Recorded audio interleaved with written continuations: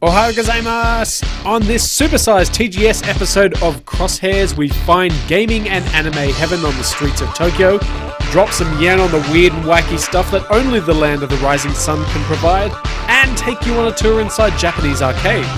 Plus, we put up our jukes and throw fireballs with Street Fighter Cross Tekken, and bust moves with one of the biggest names in rhythm gaming development. So, stick around.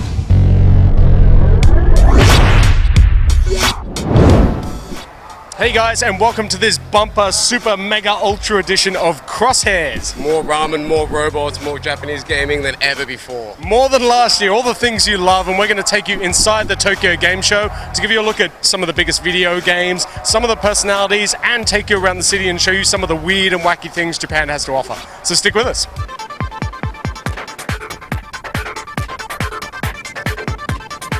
So guys, let's have a look inside. We'll see what's on the show this year, and you've got a challenge. Yeah. I got 130 Miis in my street pass right now. Let's see how many we can get by the time we're done on the show floor. Now, of course, cause you know and I know that TGS isn't just for the biggest publishers and the biggest games. We've got some indie stuff here as well. Yeah, well, not quite indie. We've actually got some universities. Like, we've got the Tokyo University of Design right there. We've got the Hokkaido one back there. And basically what they're doing is they're showing off the games that the students have made and talking a little bit about their design courses, which I think is what really separates like TGS away from like the E3s. Because this is an open show, like universities can come and talk to potential game designers. So it really opens it up to like people not just seeing the games, but also learning about how to get into the industry. Guys, we're at one of the bigger booths here. We've got Square Enix. They're showing a couple of games. Yeah, you might have heard of a little game called Final Fantasy. They've got several of those bad boys. Fantasy. So Fantasy. Yeah, okay. I get that you might not understand what that is. So basically, they've got Final Fantasy 13-2, which is a spin-off sequel to Final Fantasy 13. We've also got this kind of quirky, like, 3DS Final Fantasy rhythm game, so you tap to the beat and then you swipe as well.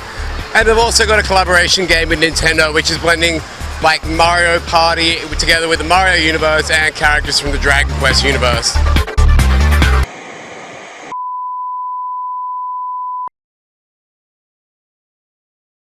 Hey guys, Dan Capini and Laura Parker, and TGS hasn't kicked off yet, so we've taken a little bit of time to roam the streets, find the oddities that only Japan can provide. A lot of crazy stuff in Akihabara, Dan, a lot of really crazy stuff.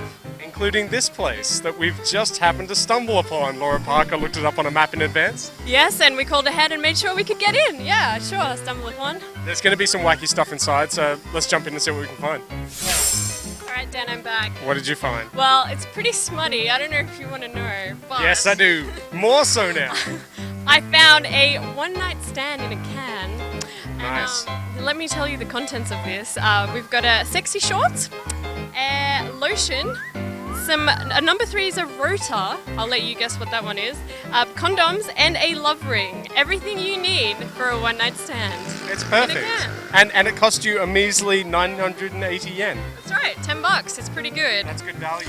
Now, I want you to go in there and see what you can find. All right, I reckon I can top that one. No, Let me see what I can find. I don't think you can. You take this. All right. What did you find, Dad? I'm a guy. Did you find? So we have a couple of fundamental needs in the... Oh my God. What did you find? Two of the greatest things combined. Robot condoms, what? These are particularly good because they're called Love Cannon. Right, wow, okay. So read what's on the box. Can you read what's... So it says, try new type, can you survive 12 times? Oh my God. And there's 12 inside, so I'm guessing that that's a challenge. And turn it around. What have we got on the back? We got the back. Type Sex 77 series. What's that about? The 76 series obviously didn't make muster. So is this like a collect them all pack? Like, you know, you got different kind of robot condoms? There were actually a couple of different types inside. So this is a good starting point. We also saw SAC, nondescript SAC, a different type of robot, and on the back we've got a couple of different images as well. Including an image of the condom itself. Which Wow. is always handy when making a purchasing decision. That's right, yes. So that's what I found inside. Other stuff we found in a can includes nuts. Panties in a can. And bread.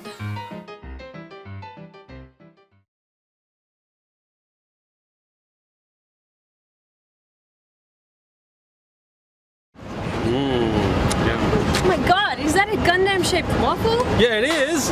Where'd you get it from? From the Gundam Cafe.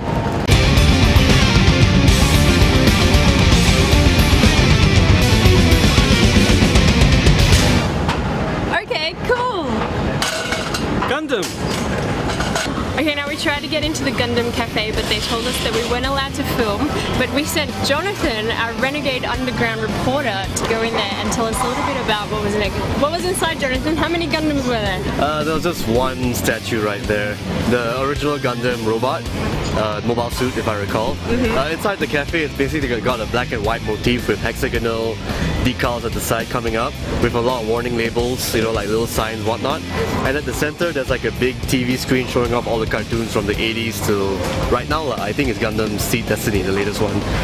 And of course, at the bar side, there's always a bunch of drinks on display with drinks called like MS something, so and forth. They're all Gundam themed drinks anyway. Now, the food, what kind of food do they serve at the Gundam Unfortunately, it's only like small tidbits here and there. I did not get a clear look at the tidbits menu. I only saw the drinks. That's about it. Is the food Gundam shaped? That's all I want to know. I believe so, yes. Awesome! I said Gundam!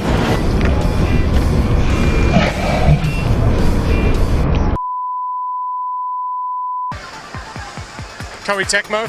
Yep.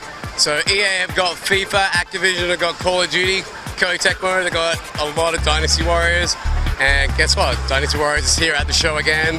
And Ninja Gaiden 3. It is, yeah. It's for the first time playable, which is pretty cool. They're showing off some new levels, and it's not as gory as the previous ones. Mobile games, huge in Japan, and Sony's got a booth here, not only for the PlayStation, but also for its Xperia brand. They sure are, yeah. So they've got like a booth set up with a couple of Xperia Plays, which are the PlayStation branded phones. Not too surprisingly, they're talking a whole lot about the PlayStation certified product that they're offering. So they've got like Crash Bandicoot and I think a couple of other Japanese PlayStation games. PlayStation, the spiritual home here in Japan. They're showing plenty of Vita content off on the Sony booth. Yeah, they sure are. Unfortunately, Uncharted Golden Abyss isn't actually on the booth. They've got Ultimate Marvel vs. Capcom 3. They've got a little game called Ridge Racer. I mean, I wouldn't be... Gotta have a Ridge Racer. You can't launch a console without no Ridge Racer. And then we've got a game which I'm not too sure what it's all about, but it's called Dream Club 3-0. Sounds romantic. We've also spotted Shinobito 2 and Tales of Innocence, which may not make it to the West. Hey everyone, this is Randall here at Tokyo Game Show. We're going to try meat foods on stick generally. This one, the first one we're going to try is a Japanese daguto. So here we go.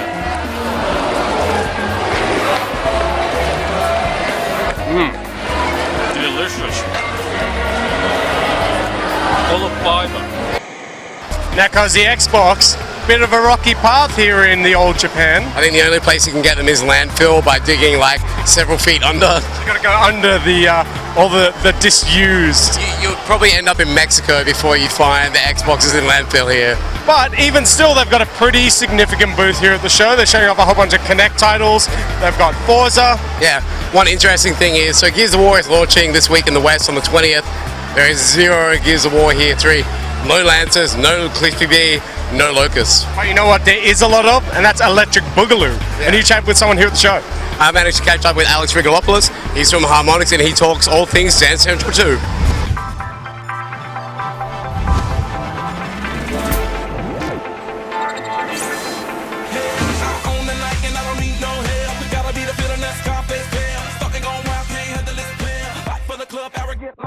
It's hard to describe exactly which attributes of a song make it a great dance track. There are certain things like certain BPM ranges work better than others, but often it's just something that you know, it's hard to define, but you know it when you hear it. You know, when you listen to a song and it makes you want to move, that's a good sign that it'll be a great dance song. We want to provide, on the one hand, choreography that is accessible to anyone. If you don't consider yourself a dancer, you can still jump in and start having a lot of fun with a really accessible choreography on the easy modes. But if you're like a serious dancer and you've got moves and training and you really want to challenge, well, then the expert level choreography is pretty hardcore. And of course, there's a medium level in between as well. It was, I think, easier to license the second time around. The first time, it was an unproven franchise and no one really knew what it was yet. Now, the first title was a big hit and everyone knows it now. And so we actually had a lot of proactive interest from artists who wanted to be in the game the second time around. So it was a little easier this time. One big feature in Dance Central 2 that wasn't present in Dance Central 1 is voice control.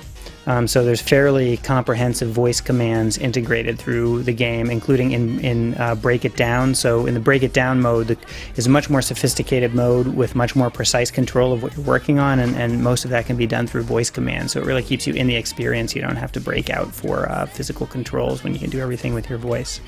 The other big thing in Dance Central 2 is two-player skeleton tracking. So we can actually simultaneously track two players for multiplayer play, which is something that we weren't able to do in Dance Central 1 either. For me, one of the I guess it was funny, it was also kind of heartwarming stories coming out of Dance Central was actually at E3 this year. We had our first ever marriage proposal on the stage, where actually a guy got down after dancing with his girlfriend, got down on one knee and proposed to her in front of the crowd and the cameras. I guess they had spent a lot of time playing the game together and had, fallen in love over the game, and he actually proposed to her on the E3 stage. That was pretty cool. Right as we're exploring Tokyo just a little bit before TGS, I figured what's the best place for us to drink a little bit and play a few retro games? Why not go to the 8-Bit Cafe, of course?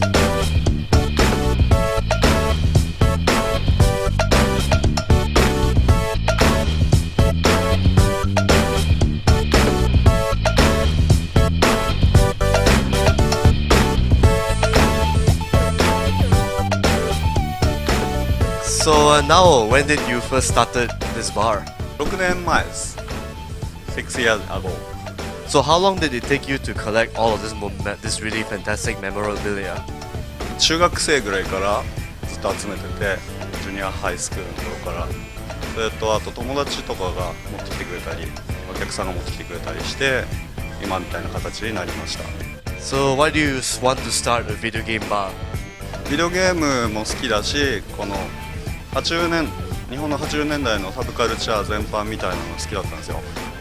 コミックスとかアニメとか音楽とかあと、ゲームとかそういうものを全部ひっくるめたようなお店を作りたいと思って始めました。 So what's the patron's most favorite drink here and why?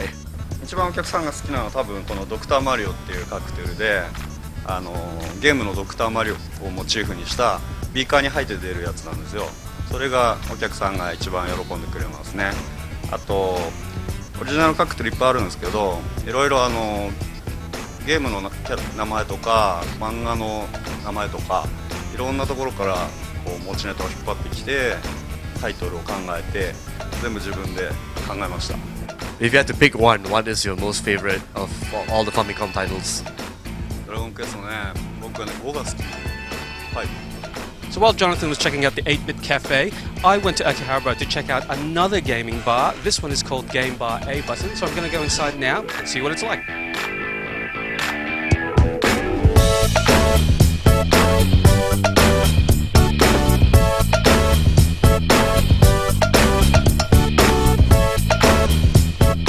So can you tell us about the history of the bar? How long has it been here? にオープンして今3年ちょっと経ってます。で、そうですね。秋葉原でずっとやってて、その前は僕はゲーム会社にいたんで、ゲーム会社をやっててその後にこういうお店を作りました。Tell us about the type of clientele you get into the bar. Are they all gamers, or do you get some non-gamers in here as well? もちろんヘビーユーザーの人もいるし、あとレギュラーカスタマーの人たちの中にはゲームを全然ほとんどやらない人もいます。お酒だけ飲みに行ってる人っていうのはやっぱりうちのお店はゲームの話もしながらなんですけど、他にもいろんな日本のサブカルチャーの話とかそういう話もいろいろみんなでするので、そういうのを来る人もたくさんいます。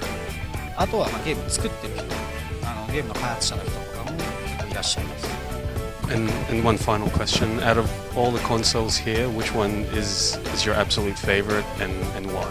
すごく難しい質問なんですけど、僕が一つすごい好きなゲーム機だと一番最初のゲームボーイがやっぱりもうあれはものすごく完成されてる素晴らしいゲーム機なので、もうゲーム機はすごいゲームボーイがすごく好きです。どれか一つって言われたらゲームボーイ一番。Ed is now driving a train. The controls. It's like a dream come true. It's exactly what I wanted to do in Japan. Exactly what I wanted to do.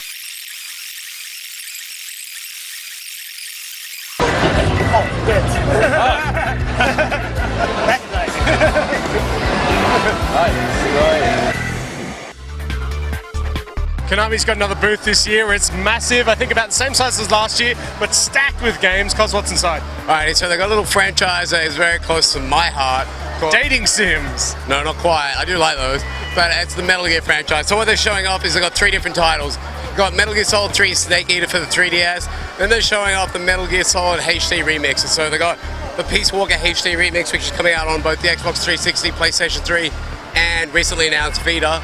And then they've also got the original trilogy. So they're showing off Metal Gear Solid 2 HD remix, Metal Gear Solid 3 HD remix, and they've also announced the packaging, which will come with the original Metal Gears as well on the disc. That is a lot of Metal Gear for one show. Not enough Metal Gear, because if you guys will have noticed, ain't no Metal Gear Rising to be seen around here. No, there hasn't been. A bit of a surprise for the show, considering we didn't see a lot of E3 either. They've also got Winning 11, which is Pro Evo for the rest of the world.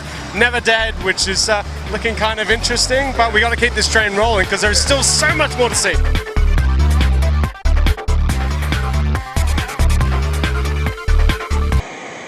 Okay, part 2, we have what is called on the sign a hot dog wrapped in meat. So I'm assuming the meat is some sort of bacon product, and obviously they understand that a hot dog isn't meat. So I think it's barbecue sauce. So here we go, hot dog wrapped in meat.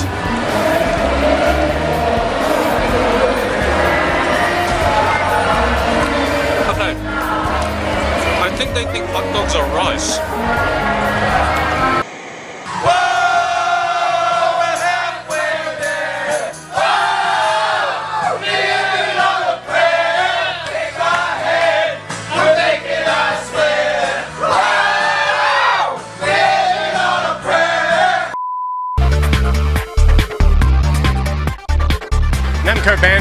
Bandai Namco.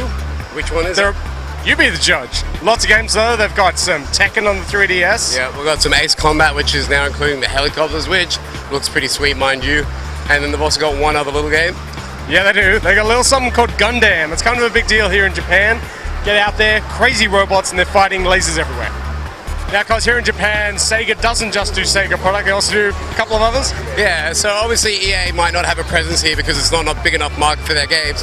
So they go through Sega to distribute and market all of their titles, which is why we're seeing FIFA, Shadow of the Damned, and Battlefield at the booth. Of Sega's booth, rather. That's all the Sega content. I'm sure there's a Monkey Ball in there somewhere. There's a Yakuza game, there's Binary Domain, lots of stuff. Great place to be. Even a Sonic game. Even a Sonic game.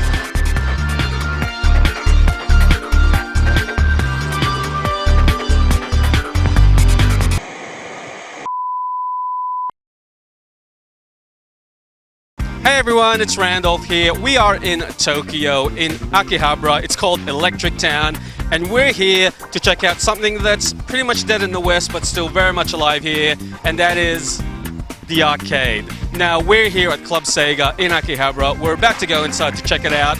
Come with me.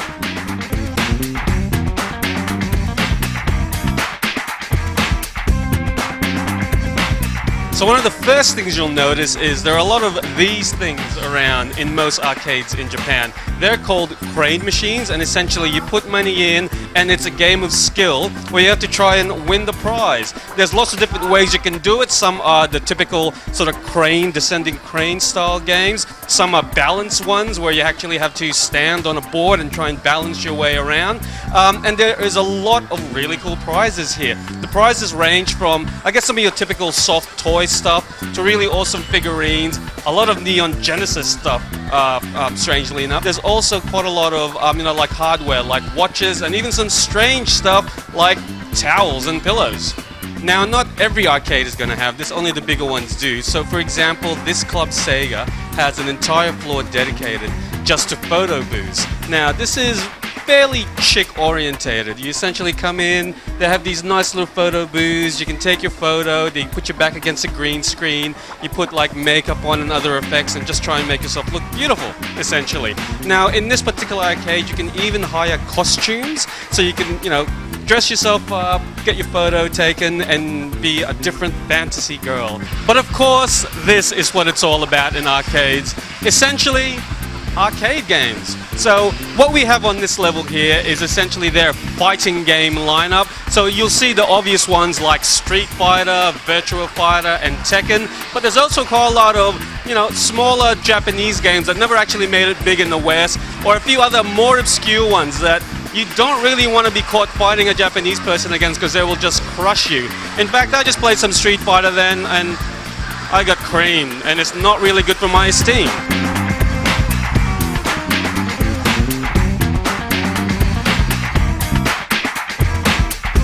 Oh, sorry, I didn't notice you there. I was just doing some typing of the dead. But anyway, enough of that. Nostalgia is still really big here in Japan. So in this particular arcade, they've got a whole level dedicated to retro games. So you see things like Afterburner, Spike Out, even Daytona. And there's even a Super Mario Brothers arcade machine right here. Now when we say multiplayer in the West, that usually means Xbox Live or PSN. In Japanese arcades, what multiplayer means is dozens of network machines in the one location and even networked around the country or even the region. For example, we have about a dozen border break machines here all joined together. We have some Crosshairs over there, and there's even some non-traditional game stuff like quiz games or even mahjong. Another really big thing in Japanese arcades are card battle games. So that's essentially where you get yourself a deck of cards and interact with the game right there, depending on what your card layout is. Some of the major ones here include World Club Football, but there's also a couple of other Dynasty Warrior type spin-offs that are also quite popular.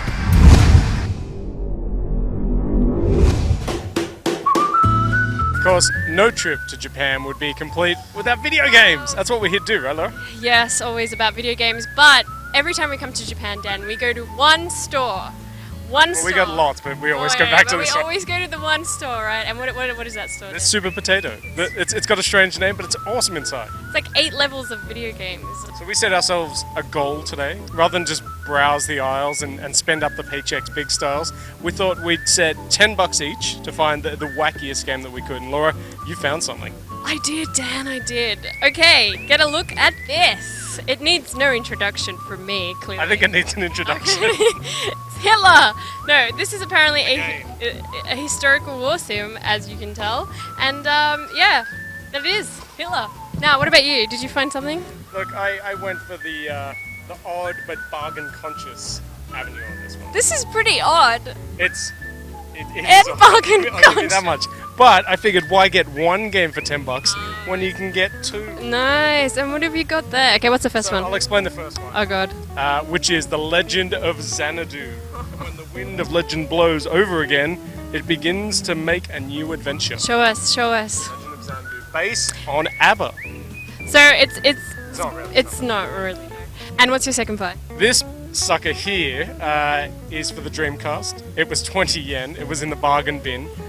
That's 20 cents, right? Yeah, a little more, but it rounds me out to an even 1,000 yen. And this one is a J-League game for the Dreamcast. Obviously didn't do so well. And you can't see it because it's under the sticker, but it says play together, win a victory. And that is pretty special. So it's 20 cents. Nice, 20 cents. Okay. I really wanted to join in. Who is this imposter? I really wanted to join in this great competition. Who are you, Brian? My name is Brian Haverty. Thank you. Thank you. And so I was looking for a game that had nose picking and flying butts, and I found more. Japan is the place to find This one those has things. nose picking, flying butts, and underarm hair. What is that? It's called, I can't really see what that is because of the stickers, but it's called Engacho, and it's for the ever-popular Wonder Swan series. So I'd like to add that to everybody. And came in under $10. Came in under $10, $8. Well done, Brian. Thanks. Thank you for your contribution. I think Brian wins the challenge. Flip it over. God.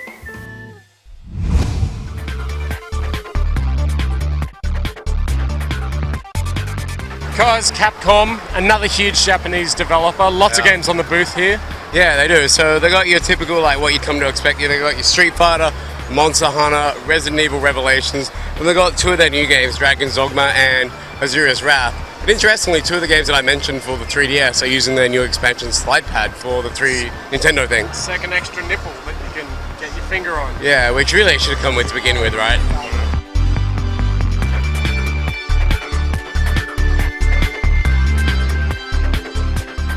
Now, because Street Fighter Cross Tekken, huge title, lots of news coming out of the show, and you caught up with someone to talk about the game? Sure did. You might have heard of a man called Yoshinori Ono. He's like the father of the Street Fighter franchise and a rad dude.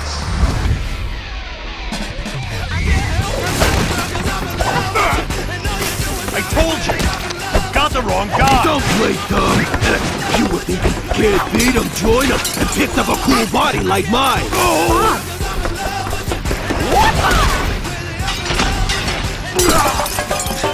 Obviously, this game is kind of, we look at it as a carnival or a festival of both of these games. You know, the characters are thrown together and they're having a lot of fun.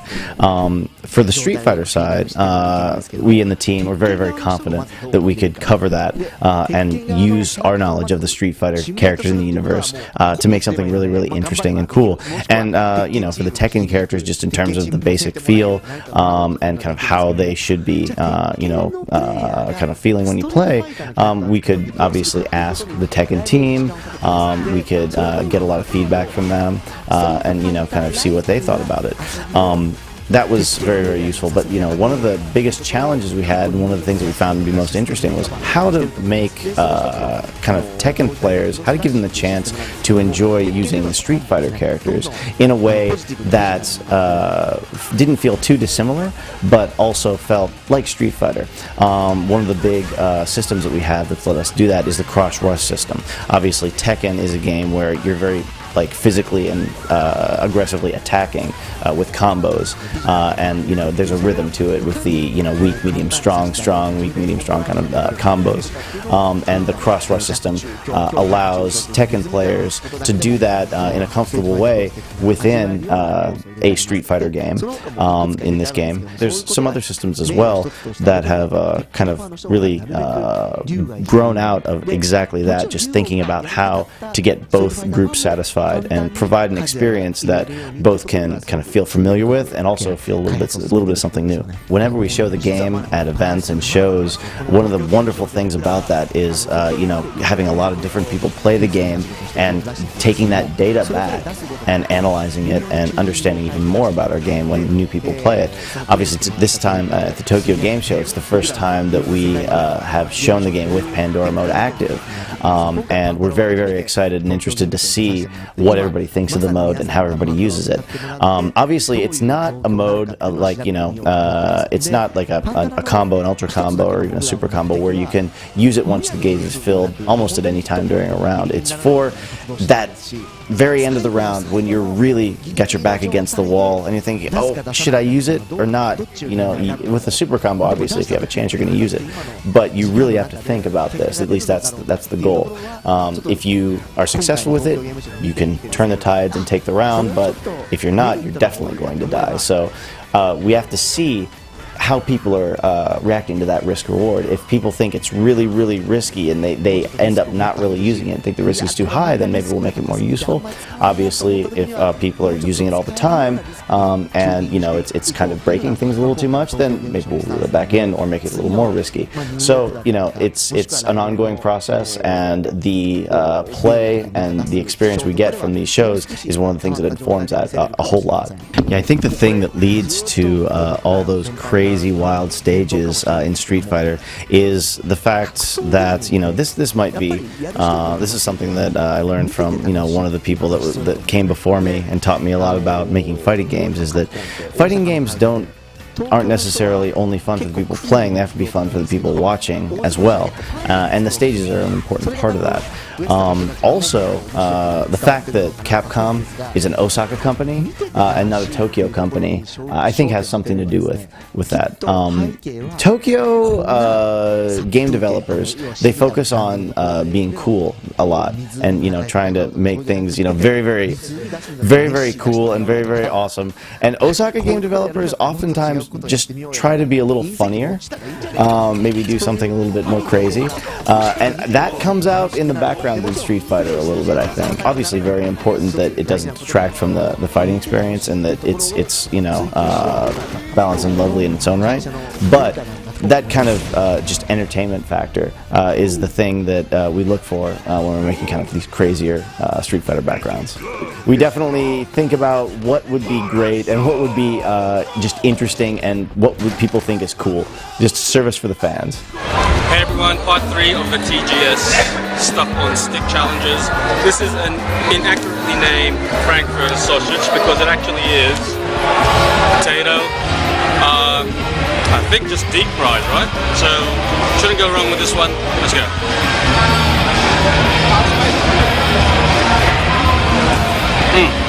That's good. I think they put the same herbs and spices that they put on Kentucky Fried Chicken.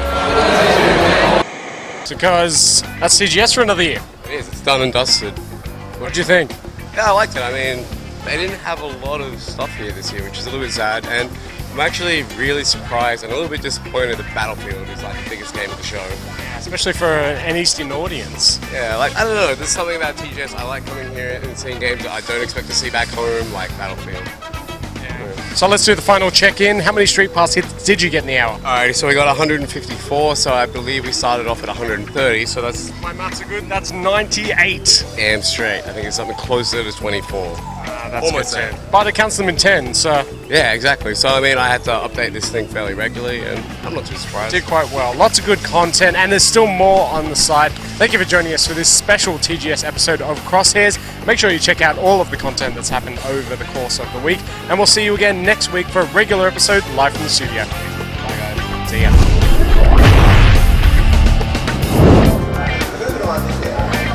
It's an international show, but Spain, huh? Not big on their games. Did you know you can also get fried chicken in a cup? Why would you want that when you can get them on sticks? Ramen time! It's ramen time! Ramen time!